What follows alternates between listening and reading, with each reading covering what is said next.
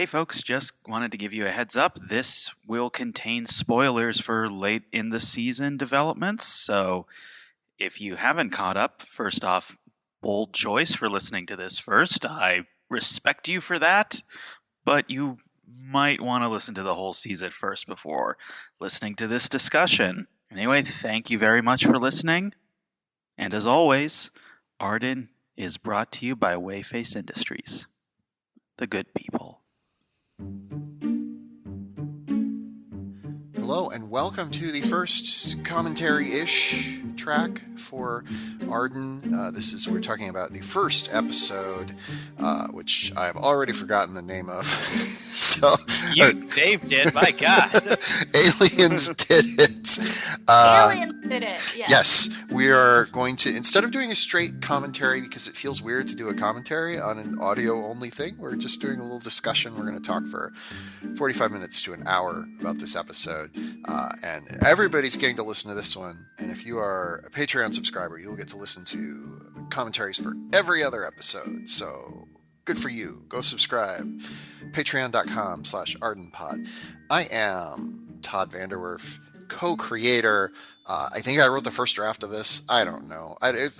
We wrote this in 2016. Who knows? But I am joined by... This is Christopher Dole. I am a co-creator of Arden, and I participated in that first 2016 draft somehow. Like that first nonsense draft that we did back in 2016. And also... I am Sara Ghaleb. I am a co-creator and co-writer of Arden, and I had nearly nothing to do with this episode. No. I think I cut a bunch of stuff. You did. You cut a bunch of The stuff. most valuable contribution of all. Yes. It's not 3 hours long, and for that, you are welcome. Yes, like a lot. There was a lot of stuff that was in this episode that got moved to, I think, episode 3. I think is where it landed. Yeah, all of the Wallace stuff. Yeah. Was from the original draft of this episode. I'm gonna dig up Wallace the original pilot. was set up to be a much bigger character than he was. He was gonna be so important. He wasn't at all. He just I thought the name Wallace I thought was fun, and then but yeah, I do think originally he was gonna be more important, and then he's in one scene. So anyway, before we talk about the pilot, I realized we also did a teaser that a lot of people have listened to, and I had almost nothing to do with that. So why don't you two talk about just kind of the teaser? Just give me 2-3 minutes on how that came to be. I wrote a draft of the teaser, and I think I fundamentally misunderstood what we were doing, because it is one of those things where I wrote it and I thought it was 2 ads, and then it was 1 ad, and I was like, oh, this is long for 1 ad, and then we fixed it through the magic of editing. Yeah. What happened was you had written sort of 2 separate ads, one for Bea and one for Brenda, and somehow it got conflated into one ad where we first hear Bea, then we hear Brenda, and then we get the 2 of them together. I think that, so I know I read the teaser, and I definitely was under the impression, reading Sarah's script, that oh yes, it was going to be all part of one thing. And that I thought it worked really well that way, which is why I did not give the note, let's make this more, Yeah.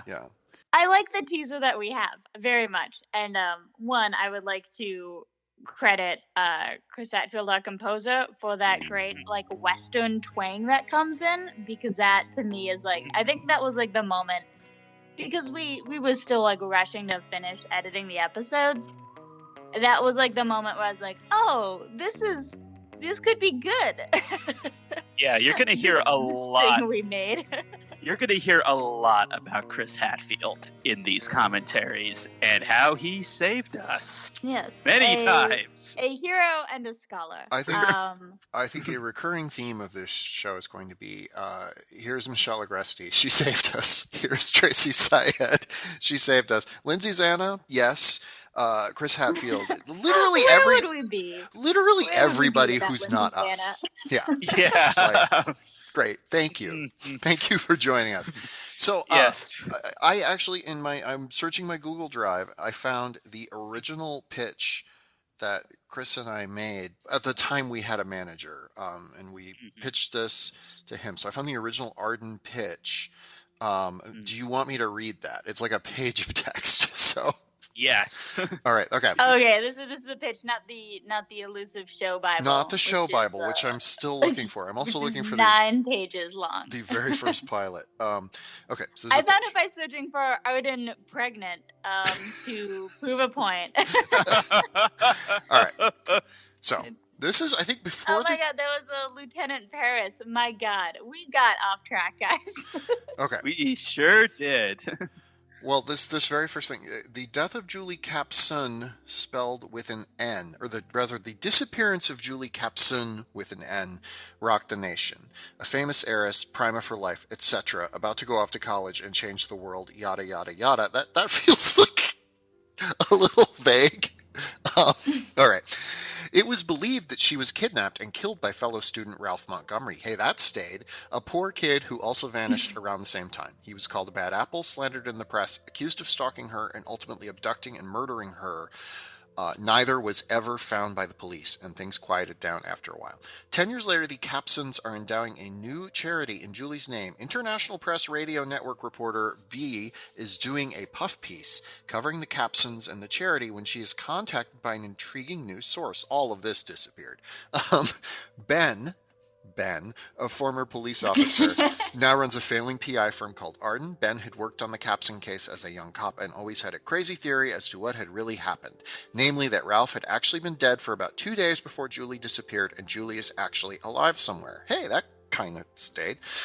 While that first meeting ends badly, the two immediately mix like oil and vinegar. Bia is intrigued by Ben's theory and the evidence behind it. She smells a good story, not just the puff pieces she generally works on, but a genuine uncovering of some of the most powerful and mysterious people in the town on one of the biggest cases of the last decade.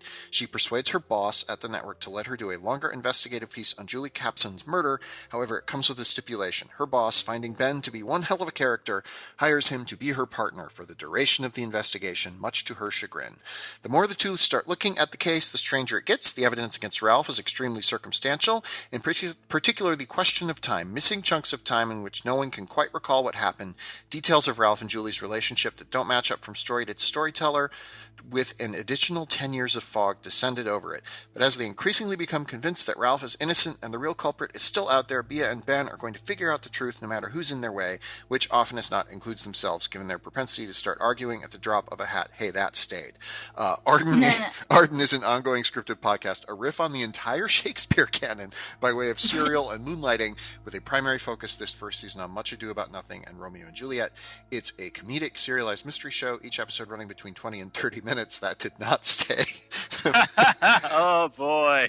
The first season will tackle the Ralph Julie case, while future seasons would take on different cases. Each episode is narrated by Bia and Ben about a new step in the case, including introducing the new evidence and also fighting about who's narrating the episode and about what exactly the evidence means.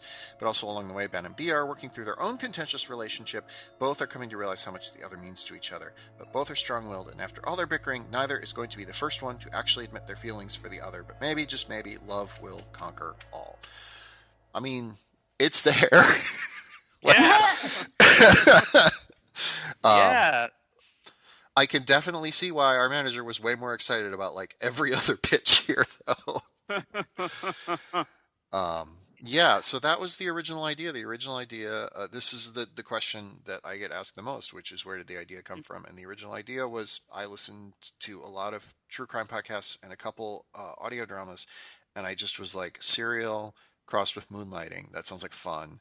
And then I promptly forgot about that. And then Chris was like, let's do this. And then like a year later, I came in and Chris was like, I have this whole thing ready. And I was like, okay. Yeah, so really the thing that hooked me about your pitch was the fact that in all of these true crime shows, even sort of like the fictionalized ones, you get one narrator. You get one sort of definitive like voice of the truth. And maybe there's some like unreliability in there, but we're supposed to take this person at their word that they are going to be the final arbiter of what really happened in this case. Yeah. And your pitch immediately shook that up. It was like, it's taking away sort of the biggest cornerstone of this kind of show and throwing it into chaos. And that stayed with me. It was like that there's a core there. There is something there that even like as the months sort of like dragged on, it was like, this is too good to let go. We have to see if we can do something with this. And because of the nature of sort of audio drama and this sort of do-it-yourself culture and environment that's developing with it, we can do something with this. So it was the correlation of those two things made it last. Right.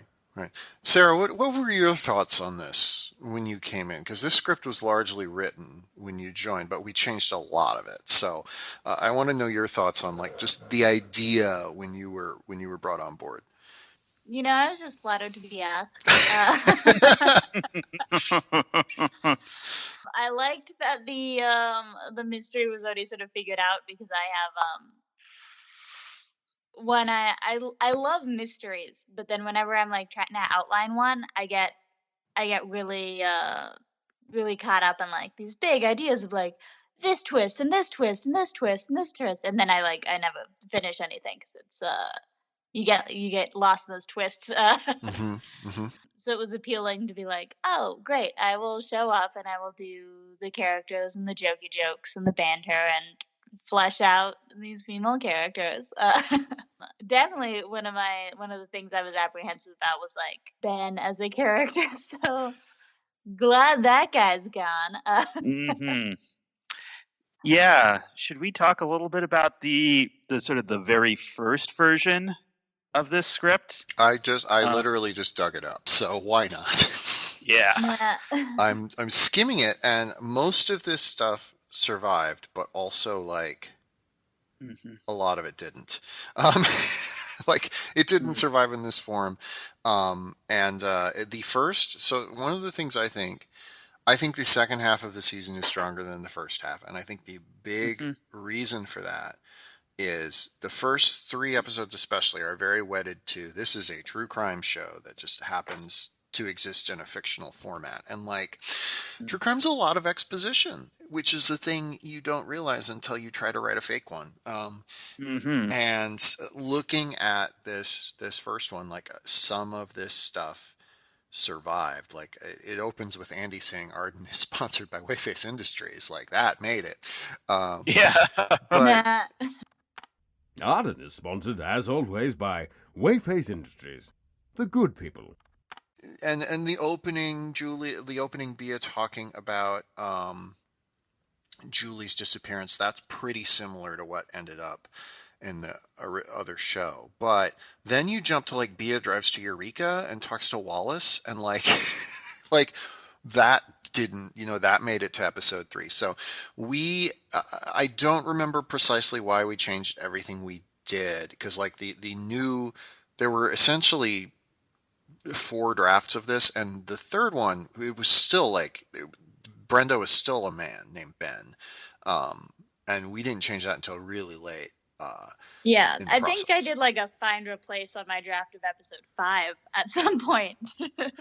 Yeah. So, but I think a lot of it did come from stripping down, because as I recall, for a while, the episode always had the 2-part structure where you meet Bea and she sort of takes us through the first half. And then the second half was always Ben/Brenda. But from my memory, what originally happened and the original cause of that divide was Andy almost literally breaking the door down on Bea. And sort of after the initial interview of Ben Brenda, who to this point had not been introduced as the co-host. He had only been introduced as just this other person that is being interviewed. And what happens is Andy basically just bursts into the recording studio and demands that Ben be put on the show or it be shut down or something, because he's concerned about how the detective agency is going to look. Yeah. And then like Bia and the boss, who at that point was named Pedro, left Ben alone with the recording, which he noticed was still on. And then he starts talking as a way to try to clear his name. And that monologue we trimmed way back. That one of the first things. So we did a read through of the script, and Tracy Syed was there, and she read Bia. We just did the first one, and she, like, the big note everybody had was people talk way too long. Like, you need to trim back what everyone's saying. And then, as I recall, Tracy had to leave to go do something else. And we were like, let's read episode 2. And my wife, Libby, was there. She co-wrote episode 11. And she read for Ben. And I think Christina, who did some of our editing, read for Bia. Yeah, Christina Holleran, who edited episodes 2 and 4. And those, like, suddenly there was something there. The, like, two women clashing was suddenly more interesting in some weird way.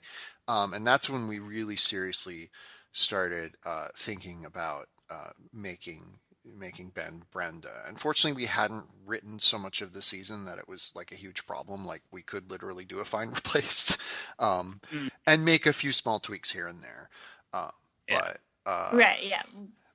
yeah, I'm like looking at so our original description of Ben from the very original script was Ben says, let me tell you a little bit. The third thing she, meaning Bia, has told you is probably that I'm devastatingly handsome, or, not that, because you can just about hear it in my voice, can't you? So let me tell you a little about me. Picture Magnum PI era Tom Selleck, take the mustache off, throw it away, we don't want the mustache. Now picture Moonlighting era Bruce Willis, but give him better hair, and okay, I'll say it, a little bit of a beer belly. Last thing I want you to imagine is Tilda Swinton in that movie where sometimes she's a man and sometimes she's a woman, depending on the century. You kind of have a picture now, right? I'll bet. I was so proud of that Tilda Swinton line, and like that went out the window right away. So, yeah. Not enough people have seen Orlando, apparently. But yes, so the big creative change we made was Ben became Brenda, and then the show, that was when the show really started to become itself. And I would also say another thing about this early draft is I was writing it very clearly, hearing in my head a true crime podcast. So there's a lot of stuff where it's like you'll cut in a clip from the field, and like it's not clear that that's happening. And when we went, and even when we got to the final script, when we went and started recording, like I think that I had to make that more clear. Like, it did not occur to me that people would not realize that there would be different sound qualities and things like that. Yeah, I think one of the most important things we discovered in the process was the click stop, the click play sound effect that you hear throughout the show. It is so useful in providing that sense of transition and pace to the show. Another thing, and I don't want to steal, this is Sarah's observation, but another thing that we accidentally did was we have a format where everybody says where they are. Big fan of that. It's so invaluable in a format where nobody can actually see what's happening. And I like that the very fictional show Arden, which is recorded in a studio. I like that we travel in that, like, they actually will go to someone's house to talk to them, because a lot of the true crime stuff I listen to will be interviews, which does have a sense of like, this is obviously a new person talking, and they're just in the same avoid room that everyone else is in because people are coming in here to record. And so, yeah, the cutting around is a little more tricky when you're like, we're in Eureka now, and it's like, what? You need to say that. Yeah. There needs to be a sense Mhm. that Eureka takes place, that Eureka sounds different than the recording studio in Los Angeles. Because Mhm. otherwise, what are we doing? And that's a big thing we're talking about with season 2 is finding a way to do more things that Mhm. sound different. Because I Mhm. think, yes, if we have thoughts on season 1, it's that the sound quality is often kind of samey, and like that's just because that we were not like in a place where we could do wild sound design elements. But Mhm. I think now that we kind of have a season under us, we're thinking about that more. Yeah. And to get back to that original script, I think there was a lot of paring down, but also one of the fundamental changes that we discovered going on was that we did not want Andy as an antagonist, and we did not need him as an antagonist because he was very much that in the initial version of this show. Now this is interesting because you said this a number of times, and I'm reading this script, and I never saw him as an antagonist. And like maybe this is just my view of human relationships, but yeah, he comes in and like that script, which I remember we kind of got. I think this was a note we got from the manager, was like there needs to be more conflict. Right. That script definitely, the element of the hostile takeover of the radio station is more important. But Andy's not quite himself, but still pretty much like kind of an idiot savant who like Yeah. just is having a good time. And I don't mean to say he was like evil, Right, or anything. He was never evil. But there was definitely more of like, is the conflict he's currently providing necessary, or is it a distraction? Do you guys remember when the decision sort of happened to kind of take Andy out of the show until like episode 4? Because we do the thing where we don't reveal that the Andy Wheyface, who's their boss, is the guy recording the audio with them, which is one of those weird reveals because I know it the whole time. I really can't be like tracking what that must be like for the audience and if they're even noticing or thinking about it. I feel like it was just sort of really a decision of simplicity, of like, okay, let's just try to keep this episode as contained as possible, where we introduce, because we're introducing a lot anyway. We're introducing Bia, we're introducing Brenda, we're introducing Julie, we're introducing Natalie, we're introducing Vince, we're introducing the torso, we're talking about Gerald, we're talking about the drive for Beverly Hills. There's a lot going on in this episode already. If there are things that we could take out, then take them out. yeah. The original pilot had most of the regulars in it. Rosalind is the only one who doesn't appear in the original episode 1. We have Pamela, who at that time was named Pedro, because apparently we thought the show was going to have men in it. And Andy is a much bigger part. And we definitely have the, Wallace is all over it for some reason. Wallace is apparently very important. But yeah, like I think that we quickly realized the thing we needed to do in the first episode was introduce the case. It might be hard for younger listeners who've only known her as the lost girl to realize this. But for people of a certain age, well, my age, Julie Capsum was someone you knew all too well. Someone you maybe even grew up with. And this is just my memory, but also looking at the script sort of confirms it. The case stayed pretty much the same. Does that sound right? Yeah, I think well, the introduction of the case stayed pretty much the same. The central facts. I think the first half. I think everything that happens up until. I would say there's no way, episode- because the timeline stuff, there's no way to say this in a way that makes sense. I'm like, everything leading up to the drive is the same, which is not true. But like,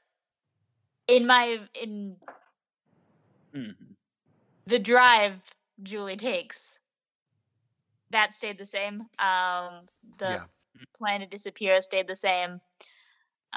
The basic setup, and then pretty much anything you hear after like episode 9 is like new. But Yes. And so yeah, I but definitely like, and I wrote a little bit about this. If you're a Patreon subscriber, you may have read the blog post I wrote about it. There is a famous cold case in New Hampshire, a woman named Maura Murray. Literally a lot of this is in the show, but like she just randomly ran away from her college. It seemed like she was preparing for a long trip. She crashed her car into a tree in the snow, and she was like 10 hours away from home. And then she just wandered off, and nobody still knows what's happened to her. And like the safe bet is that she wandered off into the woods and got lost because it was snowing and died of exposure. But there are still like theories. There are a lot of theories that she survived and like now is living in Los Angeles and has a daughter, and she ran away because she was pregnant, which is eerily similar to a thing we almost did without me knowing about that theory. And also there are theories that she was murdered by someone and is like, in their basement, buried down there or something. But yeah, so that was where a lot of it came from. I literally don't remember where the torso came from. And the torso is, I just was having coffee with David Reinstrom the other day. And he was talking about the torso as like the thing that when he tells his friends about the show that hooks them. And like, I don't remember where it came from. It's fun. Like, I like that there's this weird horror element there. But yeah. That's when things got weird. And we haven't even gotten to the torso yet. I can promise you, we'll definitely get to the torso.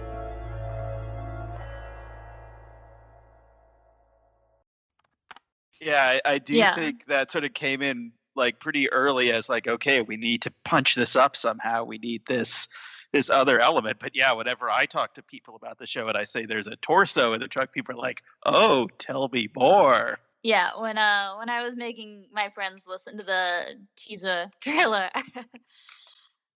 just sitting them down and being like, you got 2 minutes, listen to this.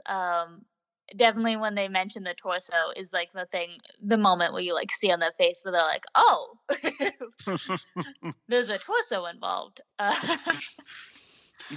yeah, that poor torso. I do want to say, like, when we started the show, we were pretty sure Julie was alive. We thought Ralph was alive. We weren't sure, but we kind of had that. Like, I did not yet realize we were doing Romeo and Juliet, which is on me. What you should know about our creative process is I'm the one who listens to all the true crime podcasts, so nobody else has to. But I also don't read the Shakespeare plays at all. I really try not to. But yeah, so I think we knew Julie was alive. I think we had a vague idea that Ralph was with her. We had a vague idea that maybe they had a kid. I think we had the helicopter. I think we had all of that. Yes. But literally everything else was kind of up in the air, especially the identity of the torso, who was making the phone call. All of these things we didn't know. So yeah. And I'm looking at what else sort of stayed the same from this first ad and this first draft, and I just gave away where I'm going because one of the things that stayed the same is literally we have never changed a word of the Sockety Doo-Dah ad. Well, how could we? Like that, and what was kind of sad about that was I wrote that as a thing where I was like, this will never happen. And then immediately like mail order sock services started advertising on podcasts and like, I'm cursed, basically. Yeah, I like a few months ago got some bullshit. Are we swearing on this? Oh, yeah, no. Swear all you want. Yeah, why not? I think we already have. So. Oh, great. Some bullshit online content creator gig where like I made like a jokey fake ad for a very real sock company that just sends socks to your door, and I was just like doing that whole thing being like, this is the hell I've opened myself up to with Arden. Like, I now understand Bia. Like literally to the point where Andy, who we changed a lot from this draft, like his line in the ad where he says "Who doesn't love a sock party" has stayed also exactly the same. So People are supposed to believe that I do this. Who doesn't love a sock party? yeah, Look, some things don't need to change. So where did the ads come from?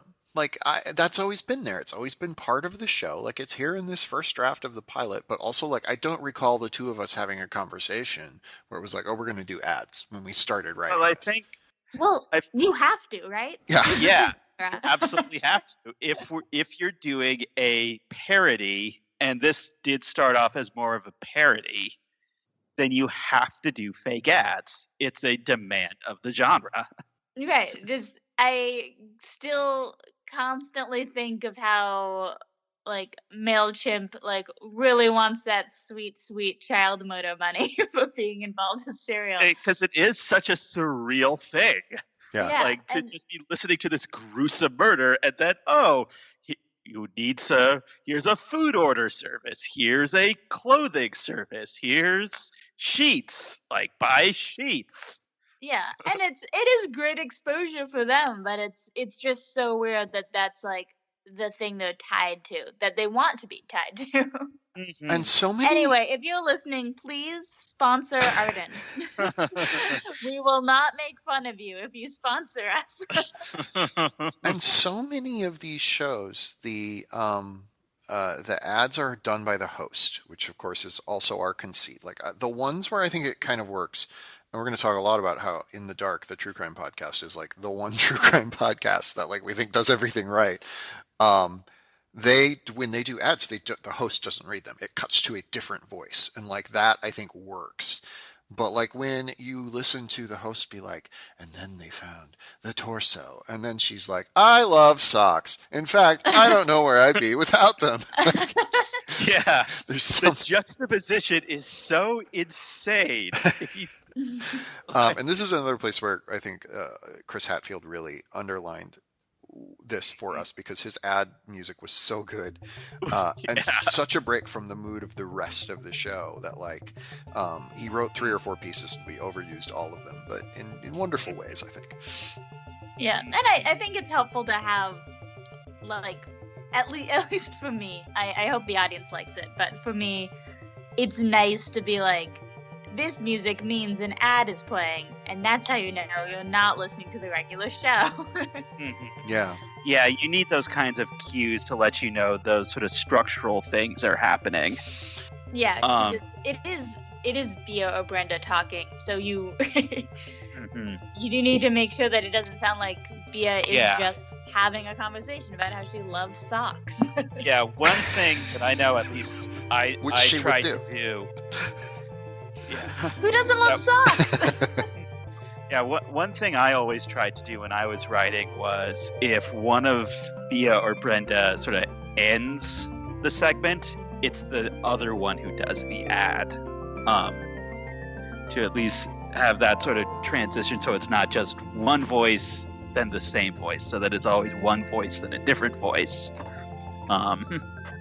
I just tried Yeah. to get everybody in the show to do ads. Like literally, I think I wrote both. No, I didn't write the Waydate ad, but I wrote the other 2 Andy ads, and I wrote the one that Pamela and Rosalind do. I think in episode 9. Well, Waydate's not technically an Andy ad because Bia's Right, reading Bia the reads it. copy, and then she just starts interviewing Andy about his inner life. But let's save that for the episode 6 commentary, or Yeah. you can read Yes, about it. we could. Yeah, we will be able to do the episode 6 commentary entirely about Waydate. There's enough to dig into there. So I think we should talk about casting, but before we get to casting, I want to talk about Michelle, how she reads the ads, which is like my favorite thing about her Oh, performance. she's so good. She's a very, very good actress who really creates and grounds the character of Bia and makes her feel very real to me. But like, absolutely my favorite acting trick she does is just clearly hating the ads. Like, I think she was given the direction, like, you basically have a gun to your head right now when you are doing this. I'm And go ahead. Boy, did she run with it. I'm not going to say what podcast we told her to listen to because it is a wonderful podcast that I love, but the host always sounds like she would rather be doing anything but reading ads. And Michelle just took that to heart. And she, in the latter half of the season, she does some amazing emotional stuff and she lands these big emotional moments. But always for me, the moment when I'm like, I love this performance is when she says, I love socks. I love socks. In fact, I don't know where I'd be without them. But yes, let's talk about casting because we had a pretty I won't say arduous. It was fine. Like we had a good time, but it became very clear to us. I want to talk about that because I had never cast a thing before. And right. I had heard that thing that people say when you see the right person, you know.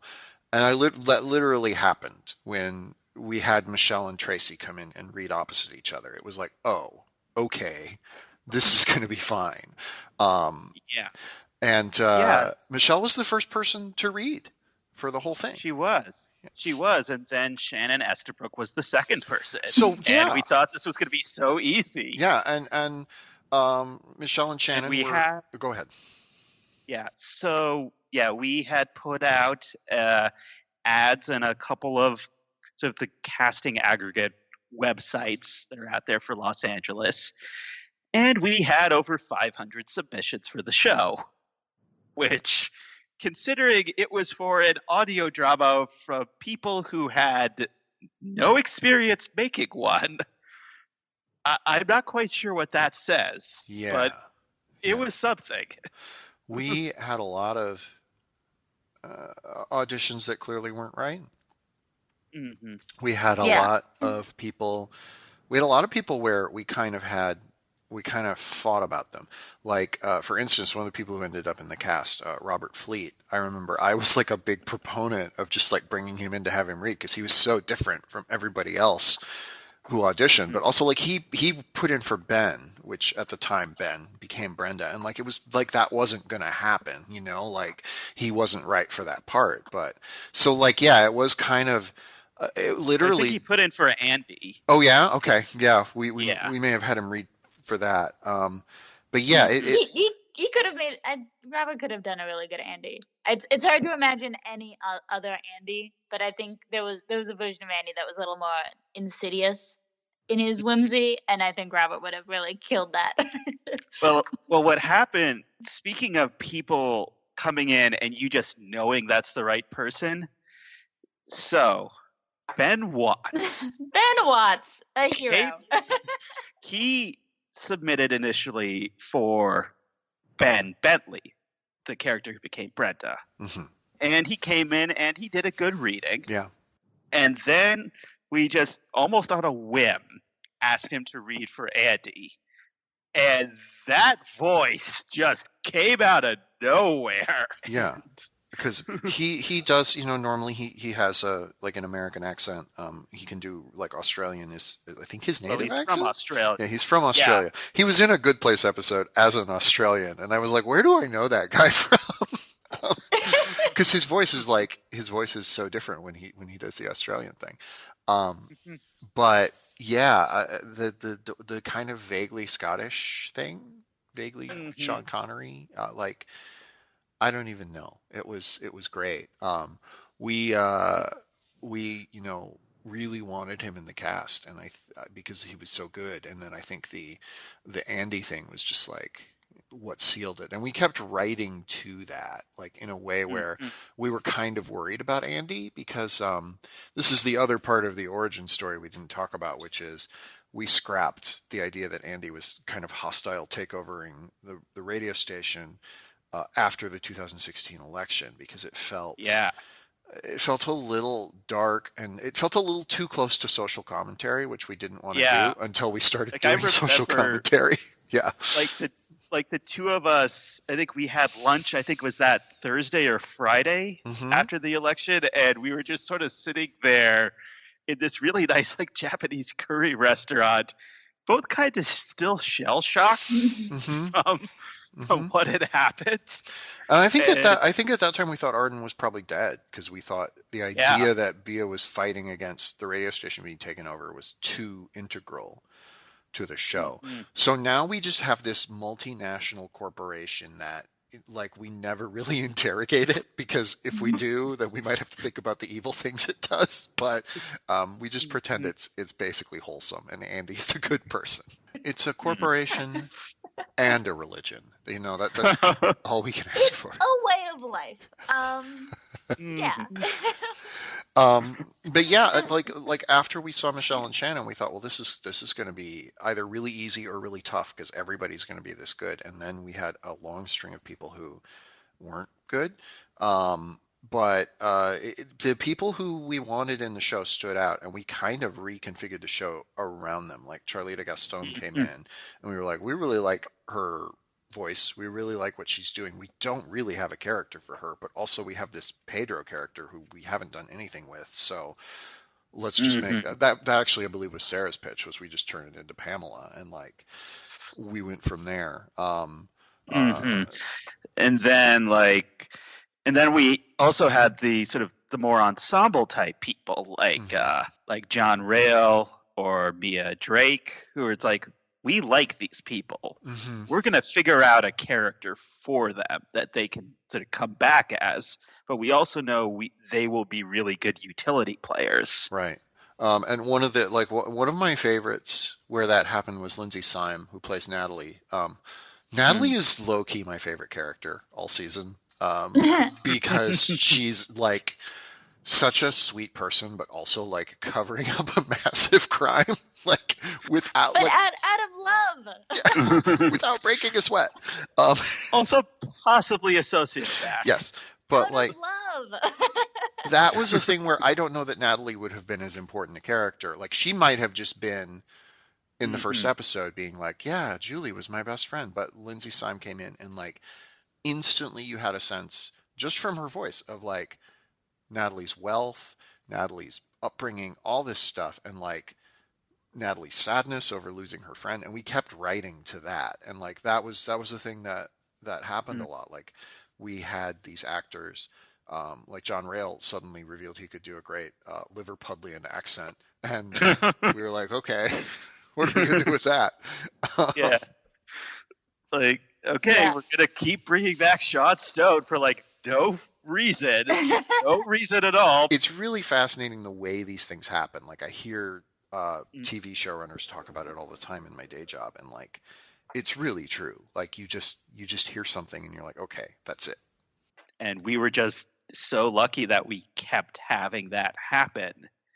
Like it was extraordinary because, like, no, Tracy was your friend, but otherwise all these people just found us. And Tracy had never done audio drama, and like I don't think it was on her radar at all. And literally it was just like, I've always thought I've worked with Tracy almost 20 years now. Like we knew each other in college, and we were in Sweeney Todd together. She was Mrs. Lovett. I was like a person who pushed scenery around.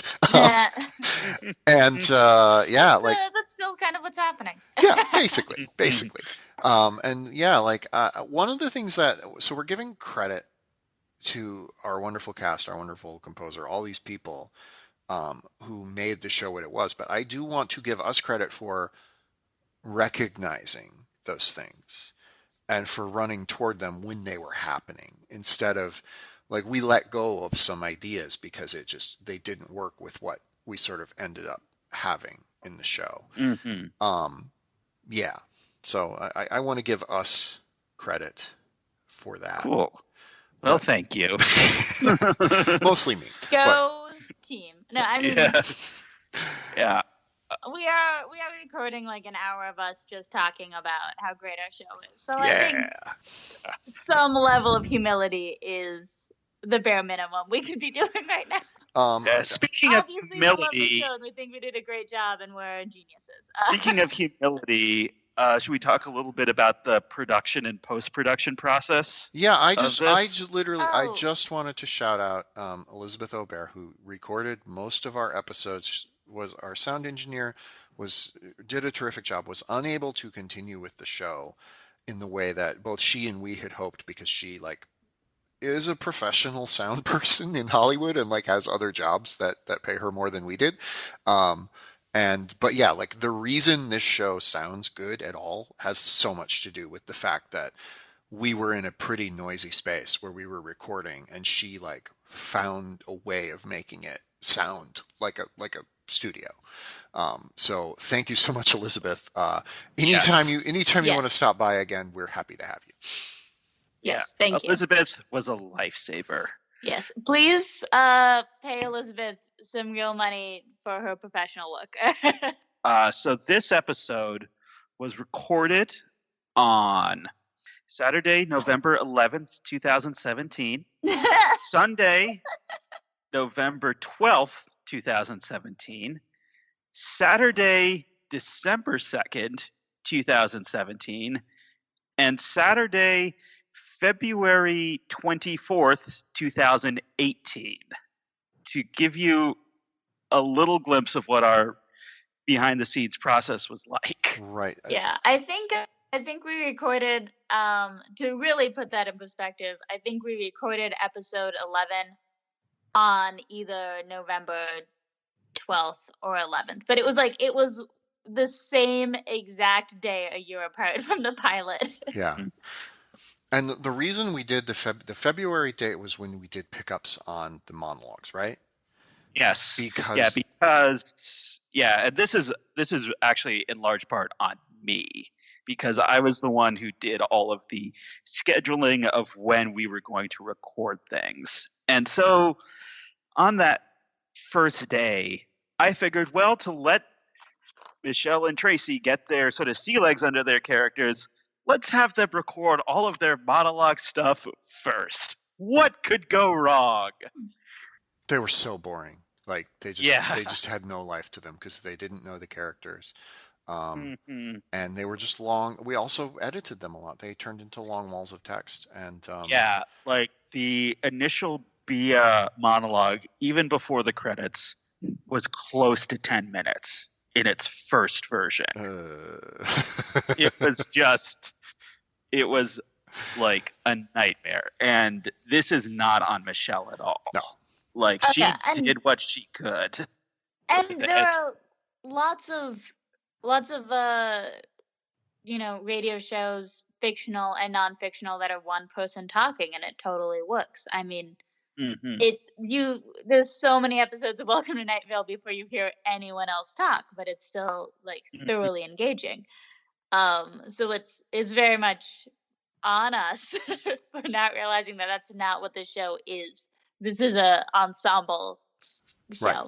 Yeah. I really had Limetown in mind when I wrote the pilot, and Limetown has a lot of long monologues, but Limetown is also an atmospheric horror show, and we are not that. Like comedy. Yeah, and I remember. Go ahead. And I was going to say, and I remember coming in and saying, we have to introduce Brenda like within the first 5 minutes. Yeah, that's not what I would have started with. I don't think anyone wants to hear how you would have started. Oh, don't get me wrong. It was very professional. Because that's the key to the show, is their interaction. And I resisted that for a long time because I felt like we needed to essentially have the wrestling term I can never think of how to pronounce it. I think it's kayfabe. Yeah, like we needed to essentially let people think this was a real true crime show for basically the first half of the pilot, but that was deadly boring. And like you were right. Like we needed to get the element in there of conflict, and like I've re-listened to the season, and I still think the first half of the pilot like maybe could use a little more juice, and that's mostly me because I really wanted it to sound like a true crime show, and I didn't quite realize that like how obvious it would be it was not a true crime show, that it was a fake crime show. Yeah, I think what's kind of interesting about those sorts of decisions and generally like our process writing Arden is that the three of us are fundamentally TV people. We've all written pilots. We all came to LA in the hopes of one day getting that big show. Mhm. And I think, the reason why our Arden episodes are like 40 to 50 minutes long is because we're trying to write a TV show. And a lot of the learning curve was learning how to actually make it an audio drama. But there are things where I think a lot of the mistakes we made is we were like trying to write our impression of a radio show, and it's with stuff like bringing Brenda in is like that's a TV thing. Is it's like people are gonna change the channel, get to it, and that background has served us well. I think ultimately, even if there's a lot of things where we got like this is an episode 2 thing we'll talk about in episode 2, but I was like kind of just trying to write my version of a Law and Order procedural type thing, which I know how to write, but it was like an impression of that. Right. So that's next time. Little teaser for you. Yeah. We're close to an hour. Do we want to do final thoughts? Is there anything else you want to hit here? I have a couple things I want to touch on. The first is perhaps the most significant line of dialogue in the whole show, which is when Lindsay Zana says, oh, God, I got to go back up to the top here. I so apologize for this, everyone. Okay, here we go. So the sitcom actor, I believe, was Grant Patrizio, who says, what do we say to strangers, Julie? And Lindsay Zana says, thanks for the candy. And we, didn't want to have to find an 8-year-old. Later, we, found a 3-year-old. So props to us. But we just asked Lindsay if she could do that. And she did it and nailed it. And then literally from that one line, I was like, that was the line that made me say we need to do something more with this person we've brought in to play, someone who only appears in archival footage. What do we say to strangers, Julie? Thanks for the candy. And so I've always thought of that as the most significant line of dialogue in the show, because to that point, we kind of had as a loose rule that we didn't make fun of the crime, but to that point, the crime had been a lot more, it didn't feel like it had happened to real people. And then when we started thinking about Julie as a real person, that's when I think a lot of stuff started to click, even beyond the episode 11 of it all. So we can thank Lindsay Zana for that. Yes. Our deepest thanks to Lindsay Zana. And I think this is a place where I want to shout out Libby for being the one who's like, you need a star as Julie. Lindsay is a star. Yeah, because we knew we wanted Lindsay in there, and we were kind of like, is she in the ensemble? Is she, one of the other characters? And Libby was adamant that she should play Julie, because I don't even remember why Libby was there that day, but she was. So it's there to help out. She really did. Yeah, and she was right. As she so often is. And I also wanted to talk about the Thing Think scene, which I know that we have thoughts on. So, because that to me was when Michelle and Tracy fell into the rhythm that they ultimately occupied for the bulk of the season. Yes, because in the scheduling of that first day, aside from a 1-hour block where Lindsay Zana came in and did all the stuff we'd written for her to that point, we purposefully scheduled that day so it would only be Michelle and Tracy, so that they could figure out their relationship. We could sort of figure out how they were going to play off each other, that sort of thing. But if I recall correctly, they did that scene in the audition as well. That was one of the audition scenes. And I think that was the scene that sold us that they could do it. Yeah. And once they hit that scene, I think on that sort of first day of recording, that's when they really started to click into gear. Yeah. And pretty much by that afternoon, they had figured out how they were going to play off each other. Yeah. And we had a show. Yeah, the show doesn't work if those two don't work together. And we knew they worked together from auditions, but I remember that first morning I was a little nervous because, again, they just did a bunch of monologues and it wasn't quite working. It wasn't quite right. And then they argued about Thing and Think, which is one of the few things that stayed the same from the very first draft. And it clicked into place in a way that I think made the rest of the show easier to write. Well, you've got another think coming. You know, I think it's you got another thing coming. Just tell me what your evidence is. And it's think. That makes sense. Thing doesn't make any sense in context. You've got another think coming? Who talks like that? A 1910 society heiress. It's verbal dexterity. It's something you wouldn't understand if it... Nice to see you still get worked up over the stupidest shit. And it's thing. Most people say thing. Just admit you lost. Think. This is one other thing I want to ask, which is how far along in writing were we when we started recording? I feel like we had 4, but maybe we had 5. On that first weekend, we recorded things from episode 1, from episode 2, from episode 3, from episode 4, from episode 5, and episode 7. Okay. I know we wrote 6 super late. Yeah. And Well, yeah, that was. We'll get to 6. I was going to say, when I say we, that's like the one I had. I pitched one line. That was my contribution to episode 6. But yeah, like we were intentionally putting episode 6 off so that it could be so that it could fill in whatever it needed to be once we'd written everything else. Yeah. So I would consider that as we were halfway through. If we had episode 7, that means we were halfway through the season. Yeah, like Arden's recording days were kaleidoscopic in nature. Let's put it like that. Yeah. So just give me your final thoughts on the pilot, since we have talked for quite a while. What's the thing you think works really well? What's the thing you wish we had done better? And then just kind of an overall look at it. We'll start with you, Chris. Yeah. So I think a thing that works really well, and this was a thing that we actually did have to do a bit of retakes on to try to figure out. I think a thing that works well is Bea and Brenda's introductions and the sense of their conflict.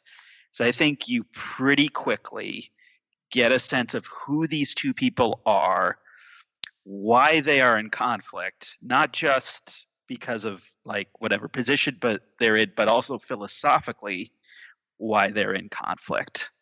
And so I think the pilot sells you on the fact that not only is there this external case that's going to be solved, but that this is also going to be the story of these two people.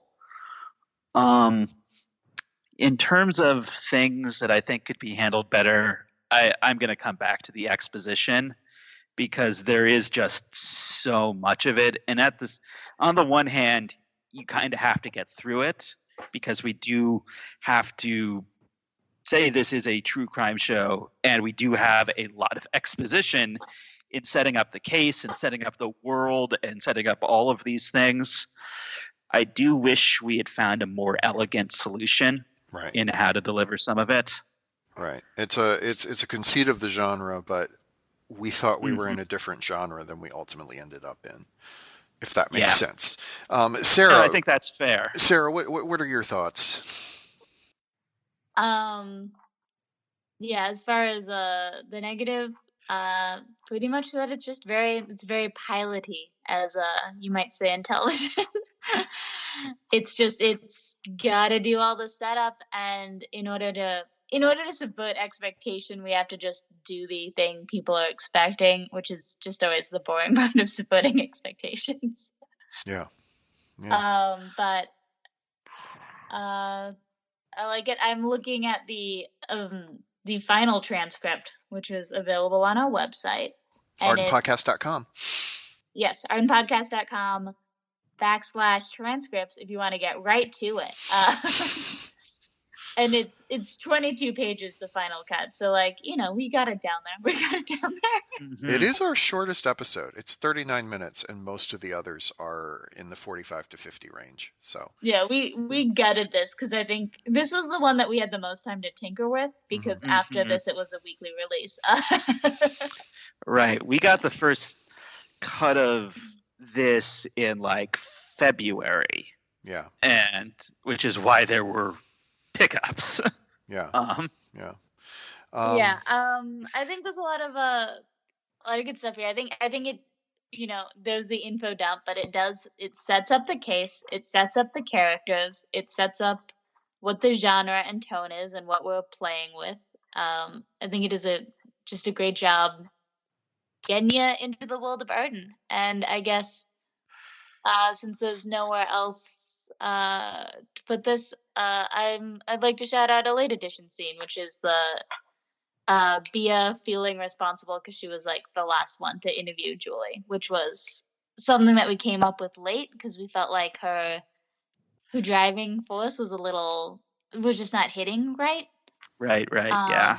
Because originally she was just like, she had just really emotionally connected to Julie, which I think is something that never leaves the show.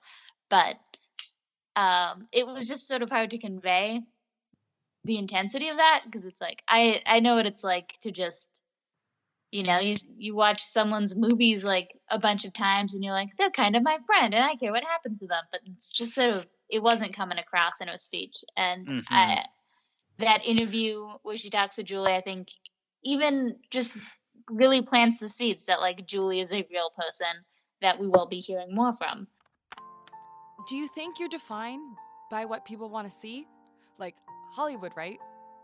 That's all about trying to turn you into a product? I don't know. I keep thinking I'm going to find a place there. Like, I'll find my people, right? My mom did. I don't know why I can't. They've got to be around. we also aged Bia up quite a bit. Not quite a bit, but we aged her up into someone who was just out of college, and we aged Julie down. So it made less sense that Bia was like obsessed with Julie Capsum. Like, right. It was like if a recent college graduate right now was like obsessed with like Elsie Fisher or something. I don't know. Like, actually, that's probably really plausible. So I don't know why I just suggested that as something crazy. Yeah, who's the Sally Draper actress? Because I do feel like if something happened to her, I would be devastated. Kiernan Shipka? Yes. Kiernan, if you want to play Julie in the TV show, give us a call. Yeah, have at it. I think I think that the thing that for me doesn't quite work beyond, I guess, what we've already talked about. I think we hit the aliens beat a few too many times. Like, we cut it way down from what it was in the original pilot. I think we hit it a lot. And then it doesn't return throughout the show as much as I think we thought it was going to. And like, it's not bad or anything. I think there are some good jokes there, but it's also like, I don't know. I think it kind of gets. Yeah, that was much longer. Yeah, originally. there was a lot more of it. Oh boy. Well, we heard from people that they actually thought aliens were going to be part of the show, and that's the thing I regret. Is it's like we set up some fun supernatural stuff we don't pay off on, and it's like I knew we never were going to, so I didn't see the problem. But like, now that it's out there, I draw the line at extraterrestrials, but cryptids are okay. Yeah, no, the skunk ape is real. Yeah. Also, like, no one ever comes at us for the fact that the skunk ape is real. Like, they're like, yay! No one's ever like, this was a grounded show. You introduced the cousin of Bigfoot. The thing that I really like is I really like the cliffhanger. I really think that the phone call from the cabin is a really good understated cliffhanger that leaves me wanting to know more. And I remember being quite frustrated when I started getting drafts of other like scripts, and we weren't immediately talking about that. But also, like, as a cliffhanger, it doesn't leave you a lot of room to maneuver in. But I think it works really well as like a tease to watch the rest of the show. And I've heard that the people who aren't like in on the torso, I've heard people be like, oh, the phone call is kind of that notion that there's this mystery phone call in the middle of the night really seemed to grab people. And we didn't know who was making it for the longest time, but spoilers, it was Natalie. Yeah. Yeah, if you're Found out listening to editing this before episode. listening to the entire show, what are you doing? We really should wrap this up, but does anybody want to tease something from season 2, which we are just starting to work on? I would like to tease that we're definitely going to know who's in cabins and who's making phone calls and if aliens are involved before we record. That is my promise to you. I reserve the right to completely change it at the last minute if we feel like we should. Chris, do you want to tease Oh yeah, anything? I'm definitely pushing for ghosts to be real. There's your tease for season 2. Regardless of what does or does not show up, I believe ghosts are going to appear.